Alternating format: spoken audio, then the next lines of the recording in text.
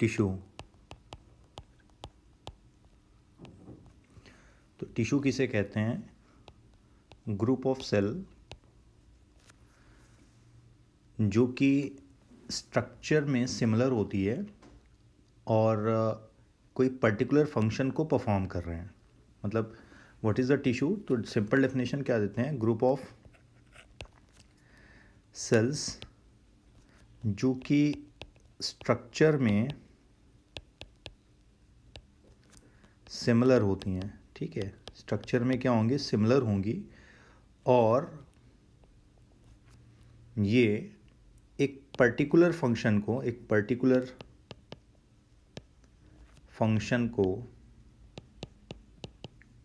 Perform करेंगे। इन्हें आप क्या बोलोगे? टिश्यू बोलोगे। तो अगर टिश्यू की जनरल डेफिनेशन ये है तो इसको ऐसे भी समझ सकते हैं कि यूनिसेलुलर ऑर्गेनिज्म में सिंगल सेल सारा फंक्शन परफॉर्म कर रहा है, तो वहाँ पे सिंगल सेल ऑर्गेनिजम्स कंडीशन है। लेकिन मल्टी सेलुलर ऑर्गेनिज्म अगर कहीं पाए जा रहे हैं तो वहाँ पर आपको ग्रुप ऑफ सेल मिल जाएगी जो डिफरेंट फंक्शंस को परफॉर्म कर रही हैं। भाई कोई रिस्पिरेशन में मदद कर रहा होगा, है ना, कोई रिस्पिरेशन में मदद करेगा, कोई डाइजेशन में, खाने के डाइजेशन में, कोई ब्लड सर्कुलेशन में, इस तरह से डिफरेंट फंक्शन अगर मल्टी सेलुलर ऑर्गेनिज्म है।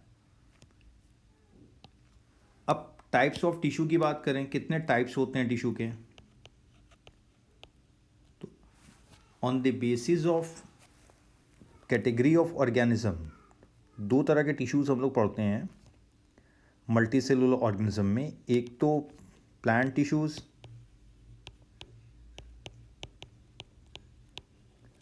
और दूसरे हम लोग पढ़ते हैं animal tissues.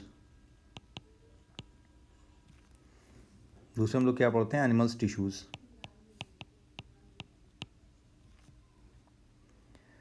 Plant tissues different category के पाए जाते हैं, उसी तरह से एनिमल टिश्यूज़ भी डिफरेंट कैटेगरीज़ के होते हैं। और यहाँ डिफरेंस का मतलब ये है कि जाहिर सी बात है प्लांट स्पेसिफिक फंक्शन परफॉर्म करते हैं जो उनमें ही मिलेगा, और एनिमल्स स्पेसिफिक फंक्शन परफॉर्म करते हैं जो एनिमल्स में ही मिलेगा। तो उसके अकॉर्डिंग सेल टाइप और टिश्यू टाइप भी वेरी करेगा। अब टाइप्स ऑफ प्लांट टिश्यू में हम लोग देखें तो दो तरीके के या दो टाइप के आपको टिश्यूज़ मिलते हैं। पहले हम लोग प्लांट टिश्यू की बात करते हैं।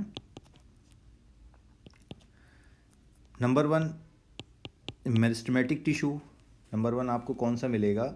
अगर आप प्लांट के केस में जाके देखते हैं तो प्लांट में सबसे पहला जो टिश्यू मिलता है that is called the meristematic tissue, या हम लोग इनको मेरिस्टेम टर्म भी बार बार इस्तेमाल करते हैं, but these are called meristematic tissues. तो ऐसे टिश्यूज़ जो रेगुलरली डिवाइड करते हैं continuously throughout the plant life, ठीक है, ये रेगुलरली डिवाइड करते हैं।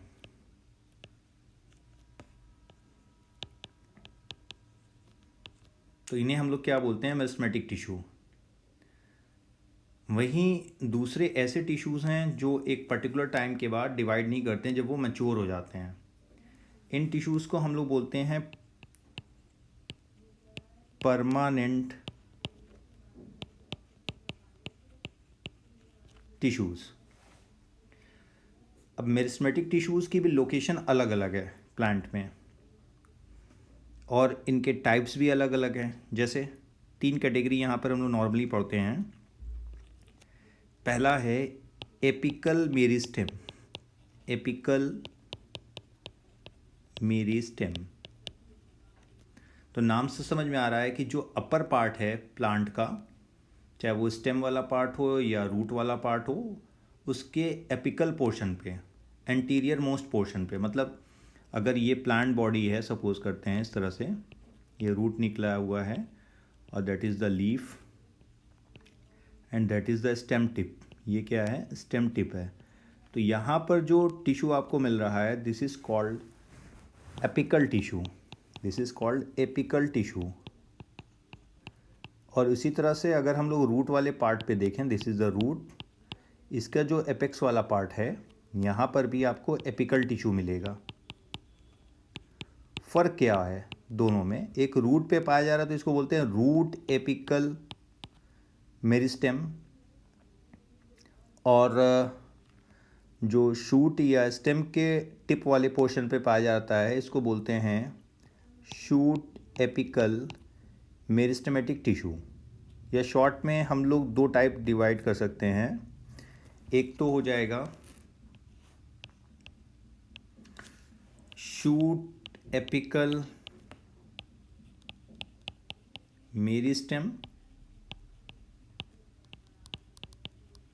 टिश्यू, और दूसरा हो जाएगा रूट एपिकल मेरिस्टेम टिश्यू। तो रूट और शूट एपिकल मेरिस्टेम टिश्यू कहाँ पाए जा रहे हैं? प्लांट के रूट और शूट के एपिकल पार्ट पे। ये टिश्यू प्लांट की एलोंगेशन वाली जो ग्रोथ होती है, प्राइमरी ग्रोथ जिसे हम लोग कहते हैं, उसमें मदद करते हैं, चाहे रूट का इनर डायरेक्शन में टुवर्ड्स द सॉइल और विद इन द सॉइल, या स्टेम वाला जो पोर्शन है ये अपवर्ड डायरेक्शन में ग्रोथ कर रहा है तो इस ग्रोथ में मदद कर रहे हो, और रूट का डाउनवर्ड डायरेक्शन में ग्रोथ में मदद करते हैं। एपिकल टिश्यू के बाद इसमें अगर आप देखेंगे तो एक और टिश्यू मिलता है, that is called intercalary meristem. ठीक है, दूसरा कौन सा है? Intercalary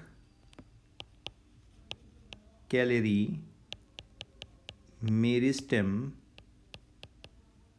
tissue, intercalary meristem tissue. अब इंटरकैलेरी मेरिस्टेम टिश्यू कहाँ मिलता है? ये नॉर्मली लोकेट करता है नोड ऑफ द स्टेम। अब नोड क्या होता है भाई? मैं इसे दूसरे कलर से बनाता हूँ तो ज़्यादा क्लियर होगा, थोड़ा सा रेड कलर से।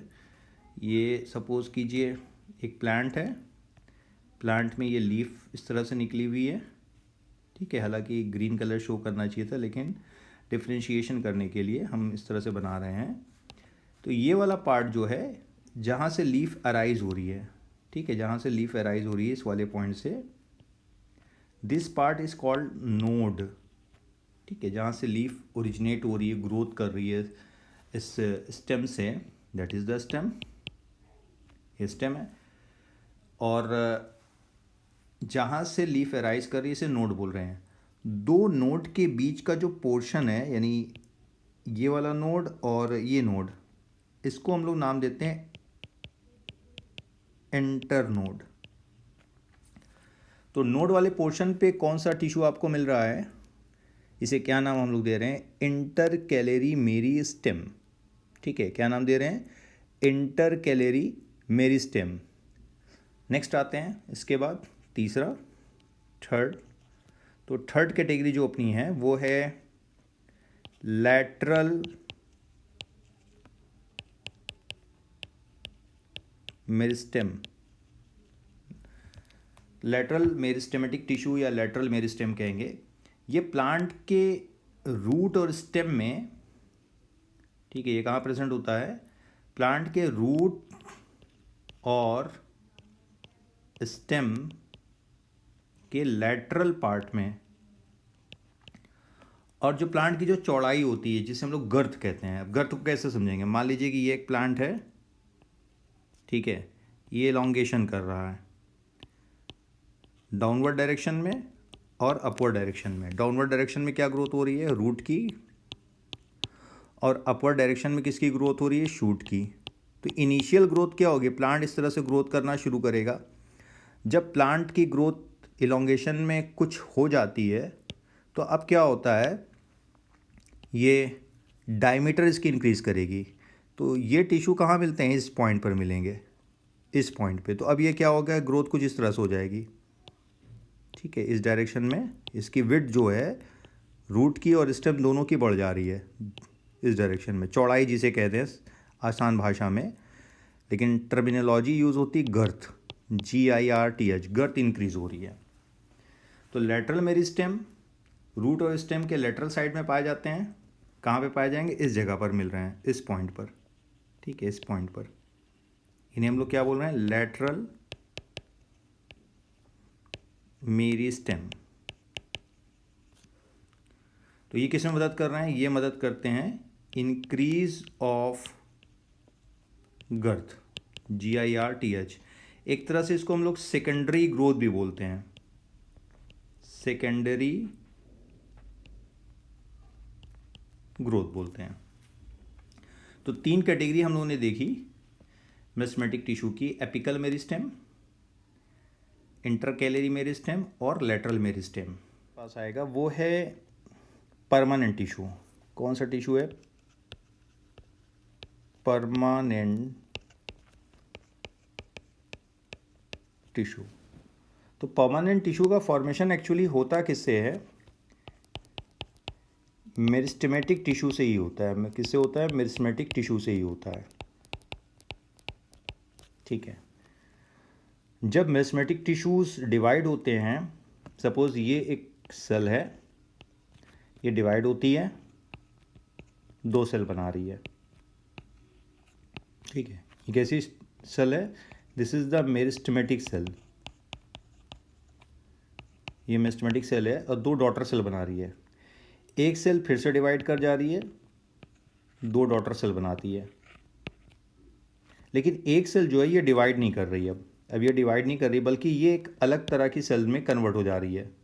ठीक है, सपोज ये इस तरह की सेल में कन्वर्ट हो जाती है, इलॉन्गेटेड सेल में कन्वर्ट हो जा रही है। इसमें क्लोरोप्लास्ट का फॉर्मेशन हो जा रहा है। ठीक है, क्या बन जा रहा है? क्लोरोप्लास्ट। क्लोरोप्लास्ट मतलब अब ये सेल डिवाइड नहीं करेगी। जो ये ब्लू कलर में मैंने शो किया है, ये सेल अब डिवाइड नहीं कर रही है। मतलब कहने का ये क्या हो गई? मैच्योर सेल हो गई। इसमें क्लोरोप्लास्ट पाया जा रहा है, तो ये फोटोसिंथेसिस करेगी, डिवाइड नहीं करेगी। तो अब इस सेल को आप क्या बोलोगे? परमानेंट सेल बोलोगे या परमानेंट टिश्यू सेल बोलोगे। या ये सेल इसमें भी डिवाइड कर सकती है, जिसे हम लोग जाइलम या फ्लोएम कहते हैं। ठीक है, ये इसमें भी डिवाइड नहीं बल्कि मैच्योर कर सकती है, मैच्योर हो सकती है, डिफरेंशिएट हो सकती है। तो what is the permanent tissue? Permanent tissue actually arise कहाँ से हो रहे हैं? मेरिस्टेमेटिक टिश्यू से। और इनके अंदर ये कैपेबिलिटी नहीं होती है कि ये फ्रिक्वेंटली डिवाइड कर सकें। अब इनके टाइप्स कौन कौन से हैं? टाइप्स की बात करें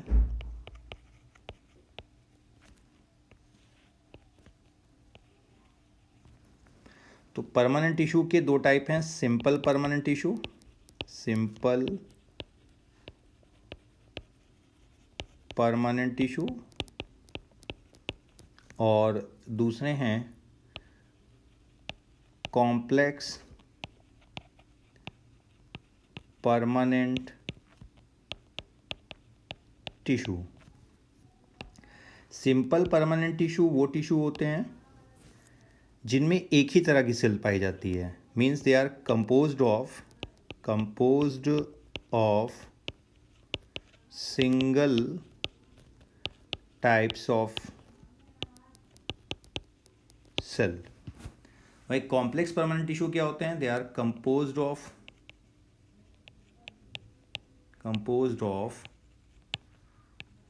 more than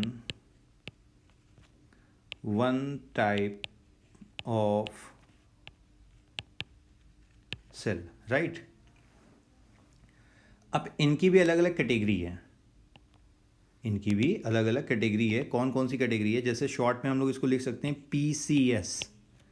ठीक है, क्या लिख सकते हैं? PCS। अब P से क्या हो जाएगा? पैरेन्काइमा।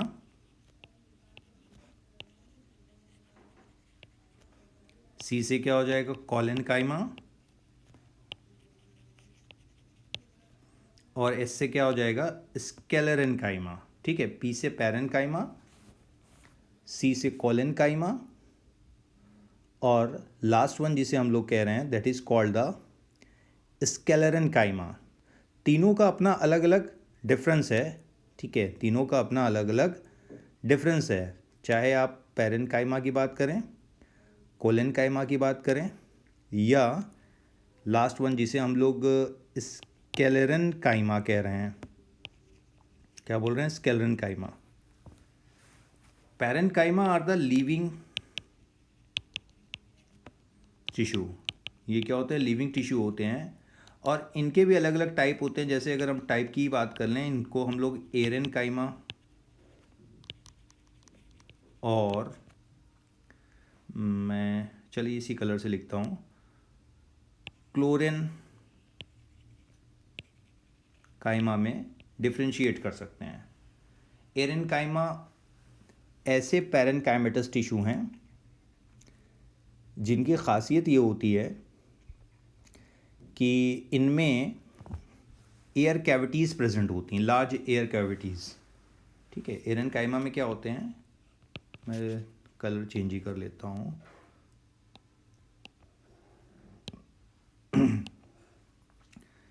क्या होता है, लार्ज एयर कैविटीज़ होती हैं। तो ये क्या करते हैं, लाइटनेस देंगे या बायोंसी प्रोवाइड करेंगे, हल्कापन देंगे। ये कहाँ मिलेंगे आपको इस तरह के टिश्यू, एक्वेटिक प्लांट्स में, जो प्लांट्स पानी में पाए जाते हैं, जैसे पिस्टिया हो गया, हाइड्रिला हो गया, एक्वेटिक प्लांट्स में। वही क्लोरेनकाइमा ऐसे पैरेनकाइमेटस टिश्यू हैं जिनमें क्लोरोप्लास्ट क्या प्रेजेंट होता है, क्लोरोप्लास्ट प्रेजेंट होता है। तो अगर क्लोरोप्लास्ट प्रेजेंट है तो ये किस में मदद करेंगे, फोटोसिंथेसिस में, राइट। ये किस में मदद करेंगे, फोटोसिंथेसिस में। तो पैरेनकाइमा की जो सेल्स होती हैं ये नॉर्मली थिन वॉल होती हैं।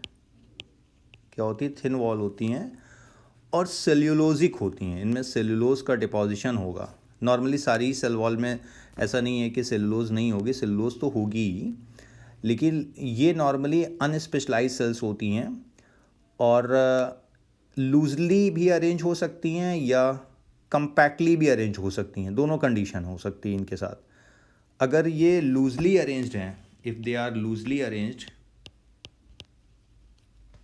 सपोज कीजिए ये लूजली अरेंज्ड होंगी, जैसे ये मान लेते हैं, हम बना लेते हैं यहाँ पे, ऐसे हमने बना लिया सेल्स, पैरेनकाइमा सेल्स बहुत सारी बना ली। तो आपको क्या दिख रहा है, यहाँ पे कुछ कुछ जगहों पर खाली स्पेस दिख रहा होगा। ठीक है, जैसे ये देखिए, इस जगह पे स्पेस दिख रहा है, इस जगह पे स्पेस दिख रहा है। तो these space are called intercellular space. और अगर ये कंपैक्टली अरेंज हैं तो कोई स्पेस नहीं प्रेजेंट होगा। तो वापस एक बार फिर से देख लेते हैं, parenchyma, this is the type of simple permanent tissue, this is living tissue. It means यहाँ पे जो भी सेल्स हैं वो लिविंग हैं, अनस्पेशलाइज होती हैं, थिन वॉल होगी। टाइप अगर देखें तो एरेनकाइमा या क्लोरेनकाइमा कैटेगरी हो सकती है। अगर एरेनकाइमा की बात करें तो यहाँ लार्ज एयर कैविटीज़ होती हैं। ये एयर कैविटीज़ क्या करती है, लाइटनेस प्रोवाइड करती हैं। क्या प्रोवाइड करती हैं, लाइटनेस। ठीक है, ये लाइटनेस प्रोवाइड करती हैं, हल्कापन। कहाँ पाई जाती हैं, जैसे कुछ एक्वेटिक प्लांट्स हैं उनमें मिलेंगी। उसी तरह से क्लोरेनकाइमा, तो क्लोरेनकाइमा में क्लोरोप्लास्ट प्रेजेंट होगा, ये फोटोसिंथेसिस में हेल्प करेगा। जो पैरेनकाइमेटस सेल्स हैं ये लूजली भी अरेंज हो सकती हैं या कंपैक्टली भी अरेंज हो सकती हैं। लेकिन अगर लूजली अरेंज्ड हैं तो दो सेल के बीच में, जैसे ये दो सेल पाई जा रही है, इसके बीच में स्पेस है। इस स्पेस को नाम क्या दे रहे हैं, इंटरसेलुलर स्पेस, राइट। अब इसके आगे आ जाते हैं।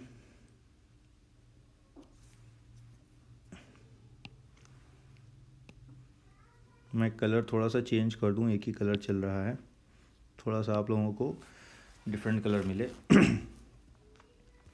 अब इसके बाद दूसरा जो है वो है कोलेनकाइमा। ठीक है, क्या नाम है, कोलेनकाइमा।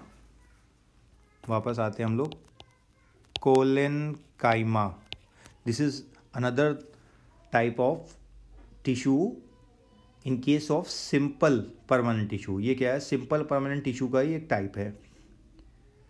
तो ये फ्लेक्सिबिलिटी प्रोवाइड करेगा प्लांट को, इलास्टिसिटी प्रोवाइड करेगा। इसके अलावा ये क्लाइंबिंग में, और जिसे हम लोग सपोर्ट कहते हैं, सपोर्ट में मदद करेगा प्लांट को क्लाइंबिंग करने में।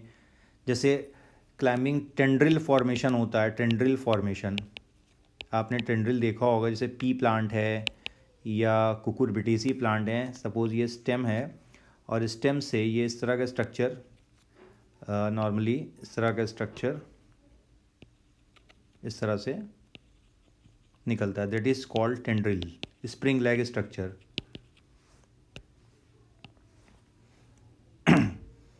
तो ये किससे डेवलप हो रहा है? कोलेनकाइमा टिश्यू से, जो कोलेनकाइमा सेल्स हैं। तो मैकेनिकल सपोर्ट प्रोवाइड कर रहे हैं, क्लाइंबिंग में मदद कर रहे हैं, फ्लेक्सिबिलिटी प्रोवाइड कर रहे हैं। जो इनकी सेल्स होती हैं, ध्यान रखना है कि इनकी भी सेल्स जो होती हैं, these cells are the living. ठीक है, इसका मतलब ये टिश्यू भी क्या हो गया? लिविंग टिश्यू है। ये कैसा टिश्यू है? लिविंग टिश्यू है। और जो इनकी सेल्स होती हैं ये इलोंगेटेड होती हैं, लेकिन थिकनिंग होती है इनमें। कहाँ पे? कॉर्नर पे थिकनिंग पाई जाती है। इस जगह पर थिकनिंग आपको दिखाई देगी, कॉर्नर वाले पोजीशन पे। इस तरह से कॉर्नर वाले पोजीशन पे थिकनिंग होती है, ये थिक होगी, कॉन्टिन्यूस थिकनिंग नहीं होगी। अंतर अगर आप देखेंगे तो आपको यही समझ में आएगा डिफरेंसेस क्या है कि भाई पैरेनकाइमा जो हम लोग पढ़ रहे थे, पैरेनकाइमा पे सिंपल इस तरह से सेल पाई जा रही है। ठीक है, अभी हम लोग क्या पढ़ रहे हैं? कोलेनकाइमा। तो कोलेनकाइमा में आपको क्या मिल रहा है कि सेल तो है लेकिन इसमें कॉर्नर पे थिकनिंग मिल रही है। क्या मिल रही है? यहाँ पे थिकनिंग मिल रही है, इस तरह से यहाँ पे आपको थिकनिंग मिल रही है। ये लिविंग है, ये भी क्या है? लिविंग है। ये भी लिविंग है। लेकिन जब स्केलेरन काइमा की बात करेंगे, इसकी स्केलेरन काइमा की, तो स्केलेरन काइमा में आपको ये सिचुएशन नहीं मिलने वाली। स्केलेरन काइमा पे जो सेल है वहाँ पे कॉन्टीन्यूअस थिकनिंग पाई जाएगी। ध्यान रखिएगा, क्या पाई जाएगी? कॉन्टीन्यूअस थिकनिंग पाई जाएगी। पूरी सेल वॉल के चारों तरफ डिपोजिशन यहाँ पे मिलेगा, इस तरह से, यहाँ पे इस तरह से कॉन्टीन्यूअस डिपोजिशन पाया जाएगा, जिसकी वजह से ये सेल क्या हो जाती है? डाई कर जाती है। इसलिए ये स्केलेरन काइमा टिश्यू जो होते हैं डेड टिश्यू होते हैं, डेड होते हैं। अब प्लांट को हार्डनेस प्रोवाइड करते हैं, स्टिफनेस प्रोवाइड करते हैं। भाई जब चारों तरफ से एक थिक कवरिंग मिल जाए, जैसे लिग्निन की बात करें, लिग्निन का डिपोजिशन हो जाए, तो कोई भी केमिकल यहाँ एंटर नहीं कर सकता। ना ही ऑक्सीजन एंटर कर सकती है, ना ही कार्बन डाइऑक्साइड बाहर जा सकती है, ना ही वाटर एंटर कर सकता है इसमें, ना ही वाटर बाहर जा सकता है। तो अल्टीमेटली क्या होगी? सेल डाई कर जाएगी। कोलेनकाइमा में देखें तो कुछ स्पेस फ्री है, तो वाटर क्या हो सकता है? एंटर कर सकता है। ऑक्सीजन क्या हो सकती है? एंटर कर सकती है। तो ये सेल लिविंग रहेगी। पैरेनकाइमा में तो कहीं पे डिपोजिशन ही नहीं आपको मिल रहा है, फ्रीली मूवमेंट हो सकता है ऑक्सीजन का, कार्बन डाइऑक्साइड है, वाटर है। ठीक है, तो ध्यान रखना है।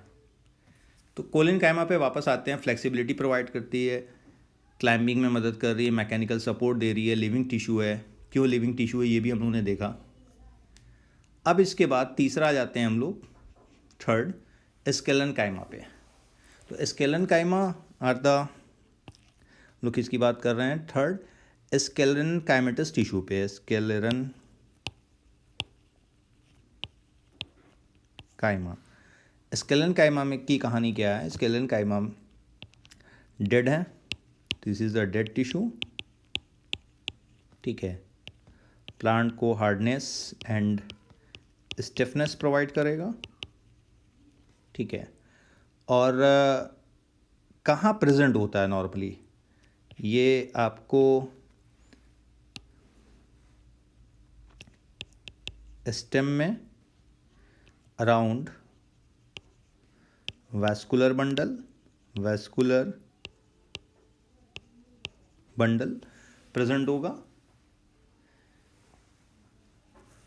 और लीफ में भी वैस्कुलर बंडल के अराउंड प्रेजेंट होगा। साथ ही साथ एक बड़ा इंटरेस्टिंग फंक्शन आपने देखा होगा स्केलेरन काइमा का, एग्जाम्पल के तौर पे अगर बात करें हम लोग, तो जो सीड्स हैं,